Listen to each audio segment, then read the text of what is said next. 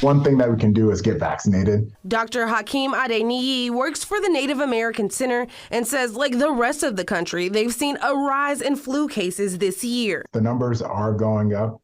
The numbers are much higher than what we've seen in the last 2 years with the pandemic, and they're starting earlier. With Thanksgiving just 2 weeks away, many people are planning to travel across the country. If you're able to mask during those timeframes, I definitely would suggest it. I would stay away from the cloth mask, go with at least a surgical mask if you can, a KN95, ones with filtration so that you're protecting yourself. Chances are not everyone around you is going to be masking, so if you could provide some protection for yourself, that would be helpful.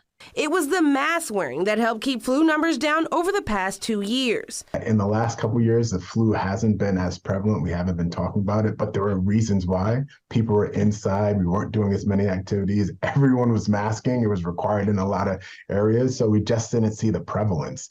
Now that a lot of those precautions are by the wayside, we're seeing those numbers go back up, and people haven't necessarily caught up. The CDC also reporting flu vaccines down in both kids and adults compared to before the pandemic. Doctors believe that may have something to do with the mistrust in the health system following the pandemic.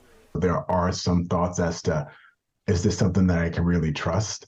That's part of the reason why it's important to have a personal relationship with a healthcare provider that can really speak to those concerns. To sum it up, ahead of the holiday season, to protect yourself, just follow those same protocols we've been hearing for the last few years. Wear a mask, keep your distance, wash your hands, stay at home if you're not feeling well, and get the flu shot. In Sacramento, Danica Hill, KCRA 3 News.